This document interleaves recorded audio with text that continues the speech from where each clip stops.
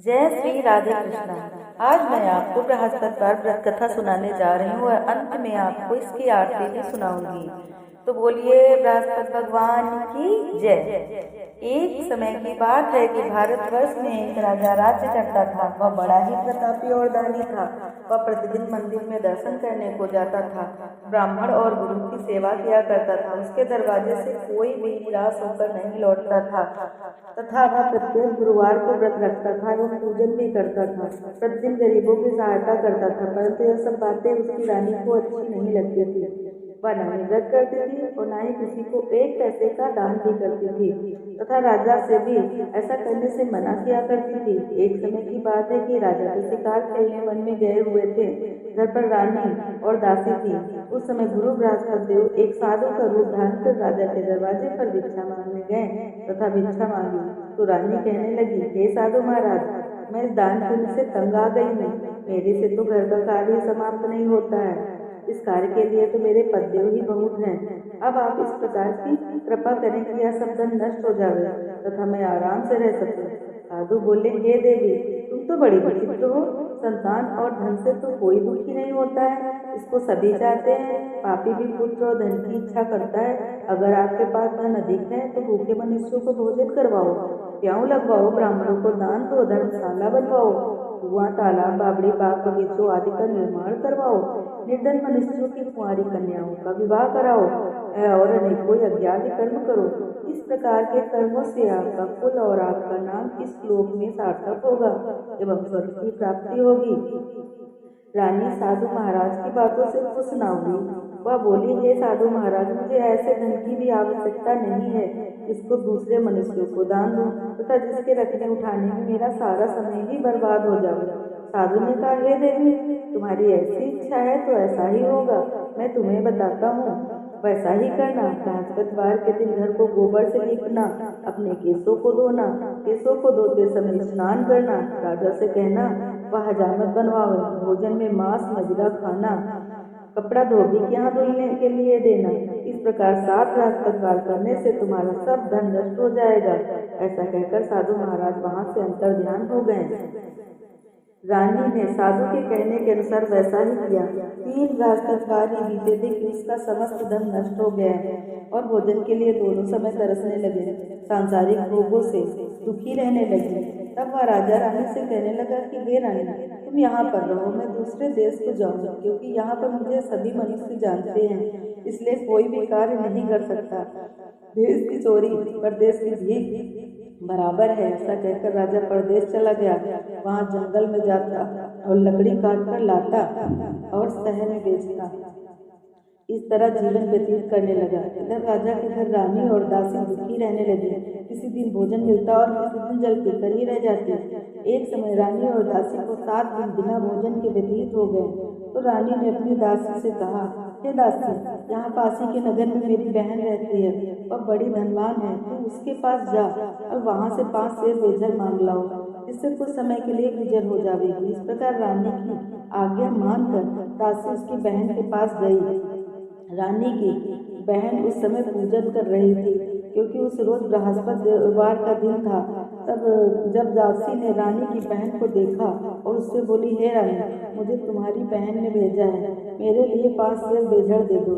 इस प्रकार दासी ने अनेक बार कहा, परंतु रानी ने कुछ उत्तर नहीं दिया, क्योंकि उस समय बृहस्पतिवार की व्रत कथा सुन रही थी। इस प्रकार जब दासी को किसी प्रकार का उत्तर नहीं मिला तो वह बहुत दुखी हुई और क्रोध भी आया और लौटकर अपने गांव आ गई के पास रानी के पास आकर बोली, हे रानी, आपकी बहन बहुत बड़ी आदमी है और छोटे मनुष्य से तो बात भी नहीं करती, क्योंकि मैंने उससे कहा तो उसने कोई उत्तर नहीं दिया, मैं वापिस चली आई।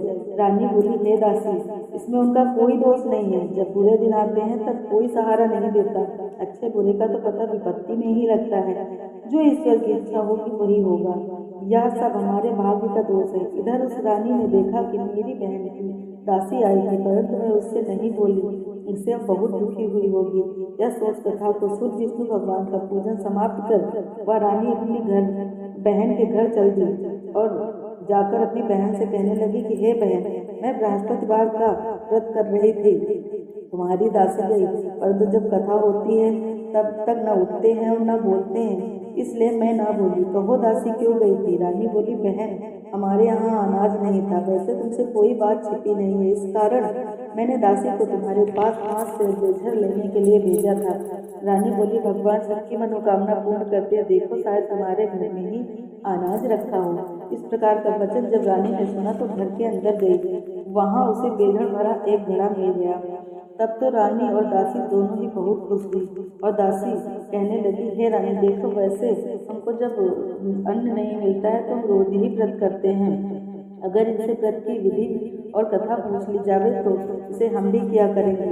तब उस रानी ने अपनी बहन से पूछा कि हे बहन, बृहस्पतिवार के व्रत का क्या विधान है एवं यह व्रत कैसे किया जाता है। उस धार्मिक रानी ने कहा, बृहस्पतिवार के व्रत में चना की दाल मुस्का से भगवान विष्णु का केले की जड़ से पूजन करें तथा दीपक जलावें, पीला भोजन करें और कहानी सुनें। इस प्रकार करने से गुरु भगवान प्रसन्न होते हैं, अन्न पुत्र धन देते हैं, मनोकामना पूर्ण करते हैं। इस प्रकार रानी और दासी दोनों ने निश्चय किया कि बृहस्पति भगवान का पूजन जरूर करेंगे।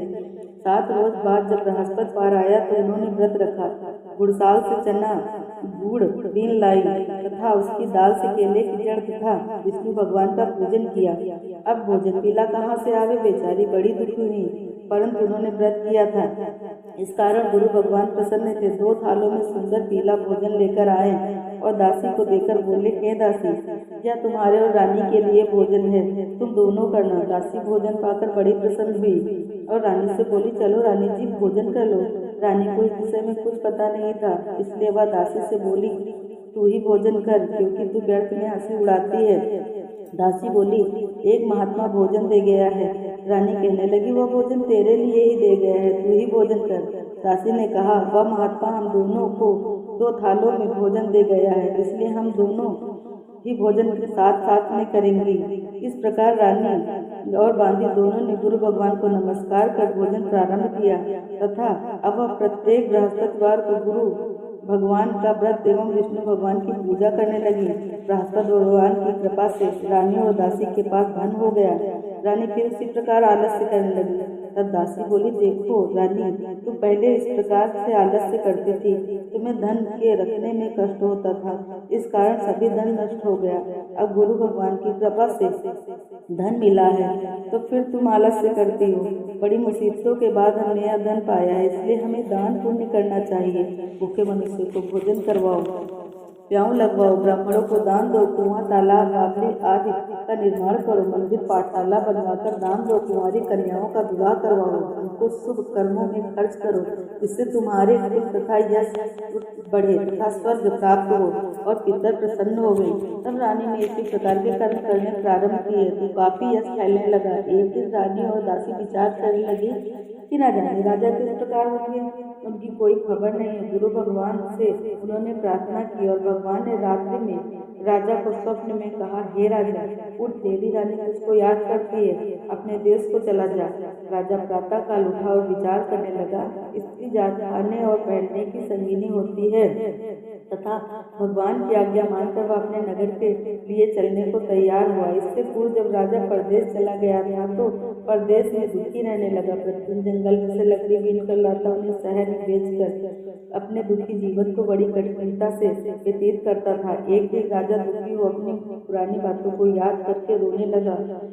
तब उस जंगल में बृहस्पति देव एक साधु का रूप धारण कर आ गए और राजा के पास आकर बोले, हे लकड़हारे, तुम इस सुनसान जंगल में किस चिंता में बैठे हो, उसको बतलाओ। यह सुन राजा के नेत्रों में जल भर आया और साधु की वंदना कर बोला, हे प्रभु, आप सब कुछ जानने वाले हो। इतना कहकर साधु को अपनी संपूर्ण कहानी बतला दी। महात्मा तो दयालु होते हैं।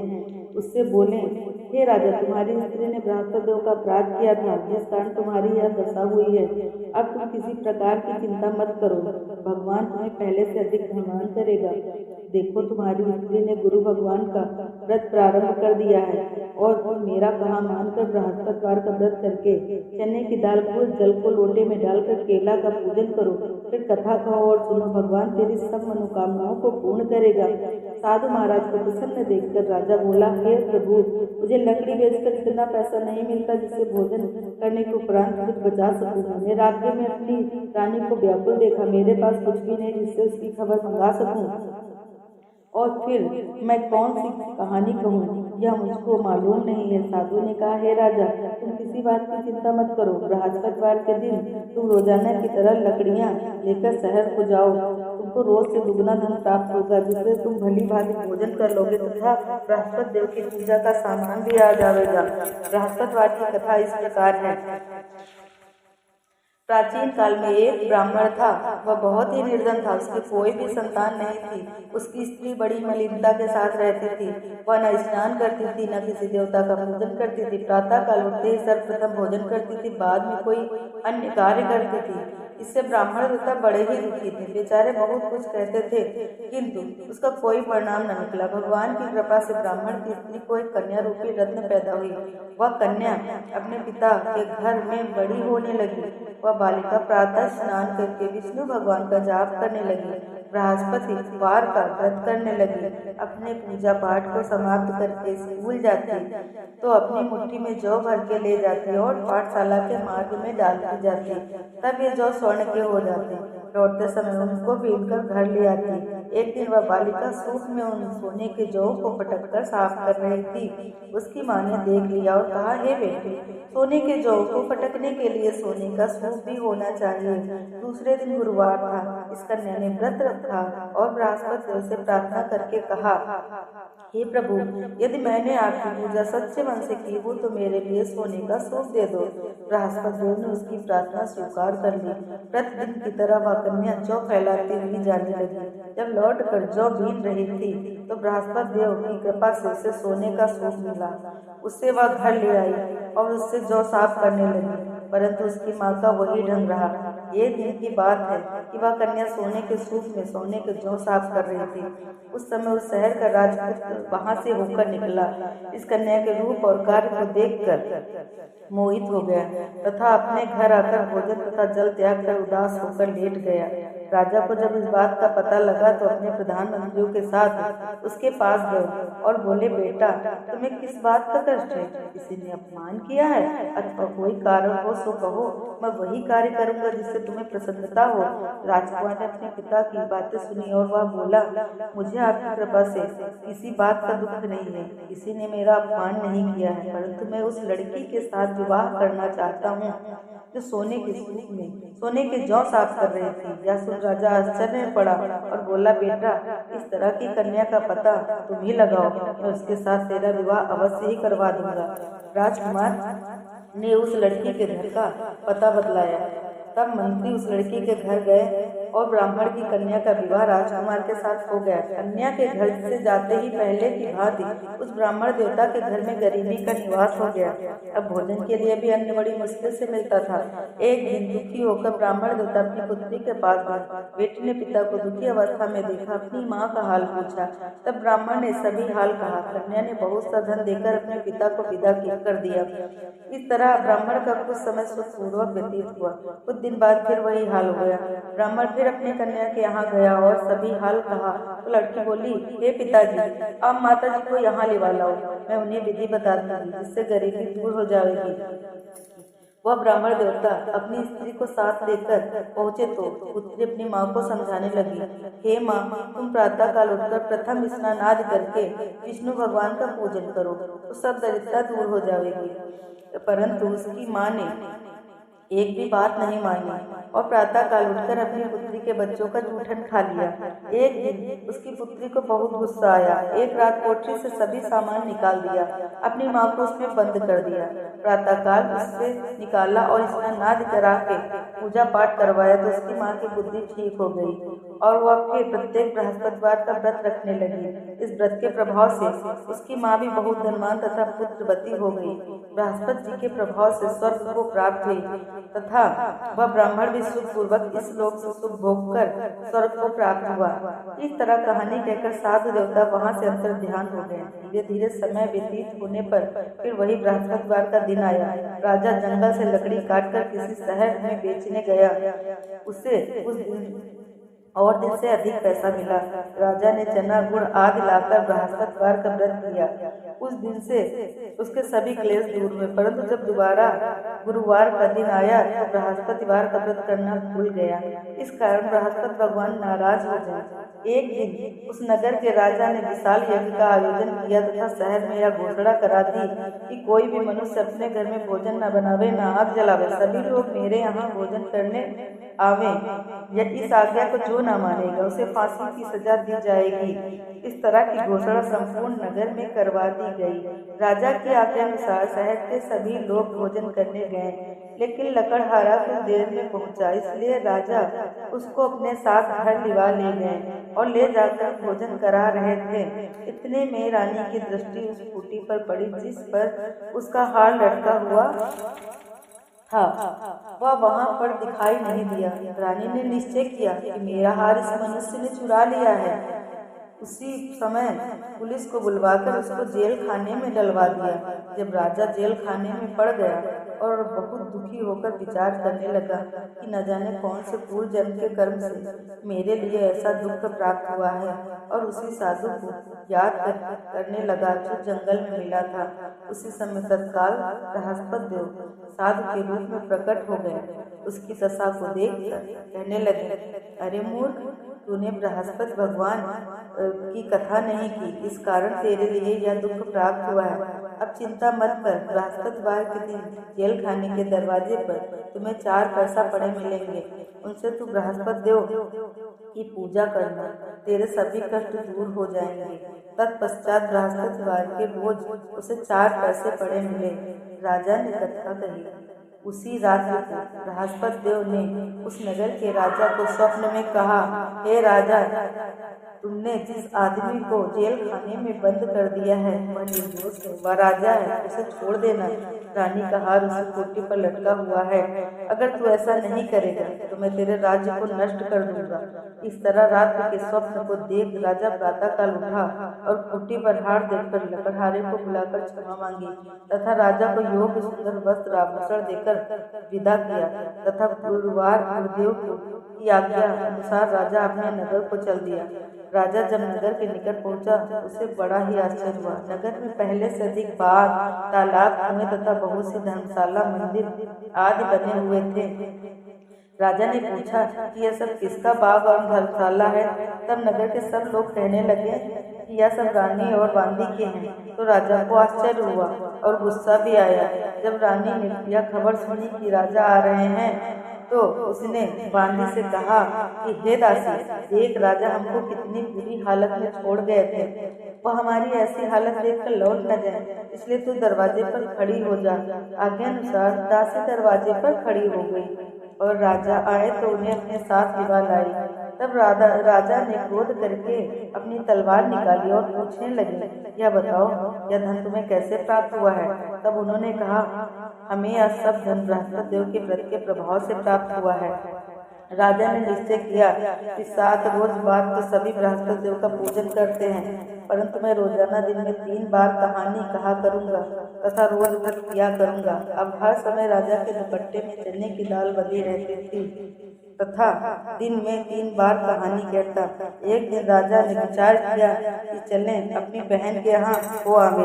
इस तरह निश्चय कर राजा घोड़े पर सवार होकर अपनी बहन के यहाँ चलने लगा। मार्ग में उसने देखा कि कुछ आदमी एक मुर्दे को लिए जा रहे हैं। उन्हें रोककर राजा कहने लगा, अरे भाइयों, मेरी बृहस्पति देव की कहानी सुन लो। वे बोले, हमारा तो आदमी मर गया है, इसको अपनी कथा की पड़ी है। परंतु कुछ आदमी बोले, अच्छा कहो, हम तुम्हारी कथा भी सुनेंगे। राजा ने दाल निकाली और कथा आधी हुई कि मुर्दा हिलने लगा, और जब कथा समाप्त हो गई तो मुर्दा राम राम करके खड़ा हो गया। आगे मार्ग में उसे एक किसान खेत में हल चलाता मिला। राजा ने उसे देखा और उससे बोला, अरे भैया, तुम मेरी बृहस्पतिवार की कथा सुन लो। किसान बोला, जब तक मैं तेरी कथा सुनूंगा तब तक 4 हरया खेत जोत लूंगा, जा अपनी कथा किसी और को सुनाना। इस तरह राजा आगे चलने लगा। राजा के हटते ही बैल पछाड़ खाकर गिर गए तथा उसके पेट में बहुत जोर का दर्द होने लगा। उस समय उसकी माँ रोटी लेकर आई। उसने जब यह देखा तो उसने अपने पुत्र से सब हाल पूछा और बेटे ने सभी हाल कह दिया। तो बुढ़िया दौड़ी दौड़ी घुड़सवार के पास गई और उससे बोली, मैं तेरी कथा सुनूंगी, तू अपनी कथा मेरे खेत पर चलकर कहना। राजा ने बुढ़िया के खेत पर जाकर कथा कही, जिसके सुनते ही बैल खड़े हुए तथा किसान के पेट का दर्द बंद हो गया। राजा अपनी बहन के घर पहुंचा। बहन ने भाई की खूब मेहमानी की। दूसरे रोज प्रातः काल राजा जगा तो वह देखने लगे कि सब लोग भोजन कर रहे हैं। राजा ने अपनी बहन से कहा कि ऐसा कोई मनुष्य है जिसने भोजन नहीं किया हो, मेरी बृहस्पतिवार की कथा सुन ले। बहन बोली, भैया यह देश ऐसा है कि पहले लोग भोजन करते हैं, बाद में अन्य काम करते हैं। अगर कोई पड़ोस में हो तो मैं देख आऊं। ऐसा कहकर देखने चली, परंतु उसे कोई भी ऐसा व्यक्ति नहीं मिला जिसने भोजन न किया हो। अतः वह एक कुम्हार के घर गई जिसका लड़का बीमार था। उसे मालूम हुआ कि उसके यहाँ 3 रोज से किसी ने भोजन नहीं किया है। रानी ने अपने भाई की कथा सुनने के लिए कुम्हार से कहा। वह तैयार हो गया। राजा ने जाकर बृहस्पतिवार की कथा कही, जिसको सुनकर लड़का ठीक हो गया। अब तो राजा की प्रशंसा होने लगी। एक दिन राजा ने अपनी बहन से कहा कि हे बहन, हम अपने घर को जाएंगे, तुम भी तैयार हो जाओ। राजा की बहन ने अपनी सास से कहा। सास बोली, हाँ चली जा, परंतु अपने लड़कों को मत ले जाना, क्योंकि तेरे भाई की कोई भी औलाद नहीं है। बहन ने अपने भैया से कहा, भैया मैं तो चलूंगी, किंतु कोई बालक नहीं जाएगा। राजा बोला, जब कोई बालक नहीं चलेगा तब तुम ही चलकर क्या करोगे। बड़े दुखी मन से राजा अपने नगर को लौट आया। राजा ने अपनी रानी से कहा, हम निर्वंशी हैं, हम राजा हैं, हमारा मुंह देखने का धर्म नहीं है, कुछ भोजन आदि नहीं किया। रानी बोली, हे प्रभु, बृहस्पति देव ने हमें सब कुछ दिया है, हमें संतान अवश्य देंगे। उसी रात को बृहस्पति देव ने राजा को स्वप्न में कहा, हे राजा, उठ, सभी सोच त्याग दे, तेरी रानी गर्भ से है। राजा को यह बात सुनकर बड़ी खुशी हुई। 9वें महीने में उसके गर्भ से एक सुंदर पुत्र पैदा हुआ। तब राजा बोला, हे रानी, स्त्री बिना भोजन के रह सकती है, बिना कहे नहीं रह सकती है। जब मेरी बहन आवे तो तुम उससे कुछ मत कहना। रानी ने सुनकर हाँ कर दिया। जब राजा की बहन ने यह शुभ समाचार सुना तो वह बहुत खुश हुई तथा बधाई लेकर अपने भाई के यहाँ आई। तभी रानी ने कहा, घोड़ा चढ़ी आई न गधा चढ़ी आई। राजा की बहन बोली, भाभी, मैं इस प्रकार न कहती, तुम्हें संतान कैसे मिलती। बृहस्पति देव ऐसे ही हैं, जैसे जिसके मन में कामनाएं होती हैं सभी को पूर्ण करते हैं। जो सद्भावना पूर्वक बृहस्पति देव का व्रत करता है एवं कथा पढ़ता है अथवा सुनाता है और दूसरों को सुनाता है, बृहस्पति देव उसकी सभी मनोकामनाएं पूर्ण करते हैं। भगवान बृहस्पति देव उसकी सदैव रक्षा करते हैं। संसार में सद्भावना से जो भगवान का पूजन व्रत सच्चे हृदय से करते हैं तो उनकी सभी मनोकामनाएं पूर्ण करते हैं। ऐसी सच्ची भावना से रानी और राजा ने उनकी कथा का गुणगान किया तो उनकी सभी इच्छाएं बृहस्पति देव जी ने पूर्ण की। इसलिए सब कुछ कथा सुनने के बाद प्रसाद लेकर जाना चाहिए। हृदय में उनका मनन करते हुए जयकारा बोलना चाहिए। बोलो बृहस्पति भगवान की जय। ओम जय बृहस्पति देवा स्वामी, जय बृहस्पति देवा। छिन छिन भोग लगाऊं कदली फल मेवा। ओम जय बृहस्पति देवा।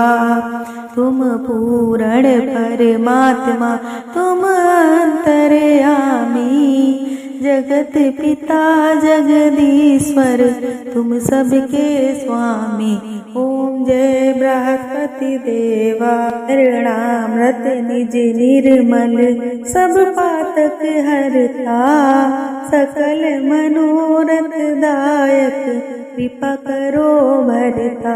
ओम जय बृहस्पति देवा। तन मन धन अर्पण कर जो जन शरण पड़े, प्रभु प्रकट तब होकर आकर द्वार खड़े। ओम जय बृहस्पति देवा।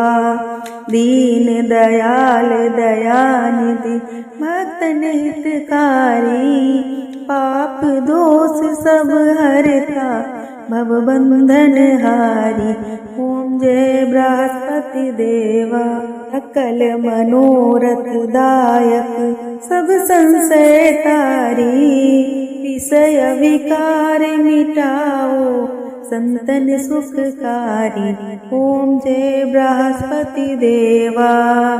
जो कोई आरती बृहस्पति जी की प्रेम सहित गावे, धन जन सुख संपत्ति वह सब कुछ पावे। ओम जय बृहस्पति देवा। बोलो बृहस्पति भगवान की जय।